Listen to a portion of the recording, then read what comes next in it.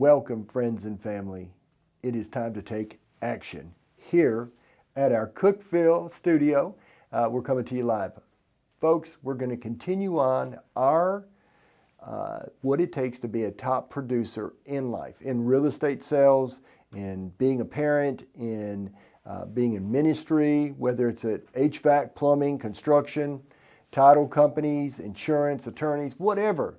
We're talking about what it takes to be a champion, top producer, professional in any field. And what I want to do today is I want to talk about responsibility. Real top producers take ownership. They never play the victim, or if they do, they don't stay there long. They take ownership.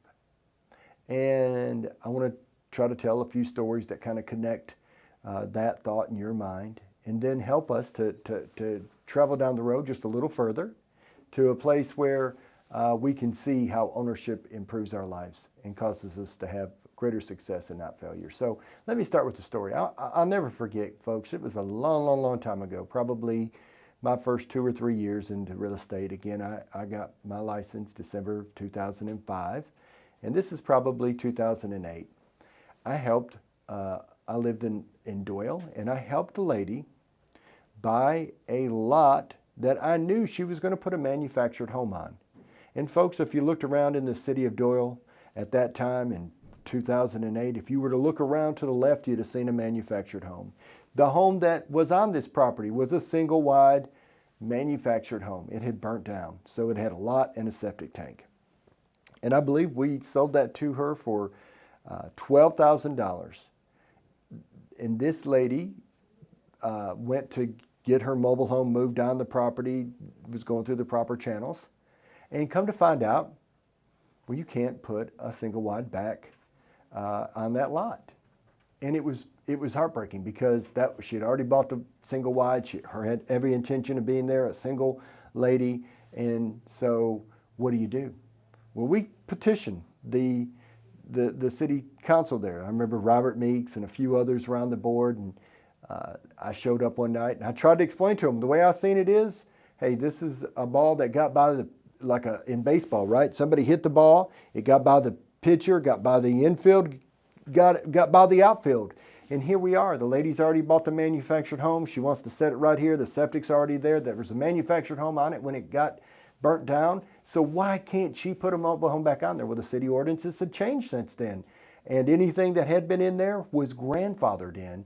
And they still could have double wides, permanent foundations, but no single wides. No, they said.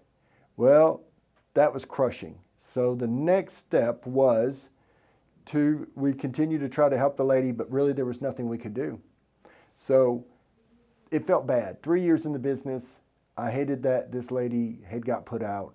So I did the only thing I knew to do. And I thank God that I was in the shape to be able to do this. But I bought that lot back from her. I gave her her money back and helped her find another lot that she could put that single wide on. And that was hard for me. And didn't have to do it. I wasn't going to be in trouble if I didn't do it. But I felt like it was the right thing to do. Yeah, it stunk. And here's the thing. People that take ownership, people that choose to take responsibility, they don't whine, they don't complain. And if they do, they don't do for long. I've had Mike Ferry, a great real estate coach, to tell us before, it's okay you got 24 hours. You can complain, you can whine 24 hours, then you got to turn it back on. Here's the thing. People that take ownership, they figure out a way to do the right thing. And they own it. Whose fault was it that lady spent $12,000 of her hard-earned money after already buying the single wide trailer to move it down there? Whose fault was it that she bought that? Well, a lot of people could have said it was her fault, but I'm the professional. I am the one who encouraged her and helped her purchase that property, knowing why she was buying that property. And yet, again, a mistake. And we all make mistakes, but it's very few people who own up and fess up when they make the mistake. Most people, what do? They play the blame game. It's all her fault. It was all his fault. They made me do it. But often, you got to look at the person in the mirror, and you need to take ownership of mistakes. That's how you grow. That's how you improve. So, who would have known Years later, fast forward years later, you know, so thankful that at this time, you know, most years I'll be able to work with folks and help them help them buy or sell, primarily sell 75 to 100 properties a year. But it didn't start like that. It started back in 2008 when I made a huge mistake, and instead of blaming that lady or saying that was her fault, took some ownership, bought the lot, turned around, helped her find another lot, and then we resold that lot, thankfully. So folks, that's what it looks like. In the real world, your top producers, the people who are going to go to the next level, aren't the ones that aren't going to make mistakes. Hey, we're all going to make mistakes.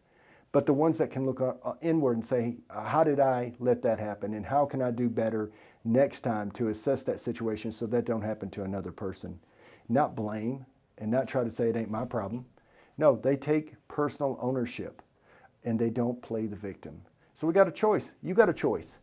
Next time a hardship hits you, and hard things are coming, folks. It's not an if, it's a when.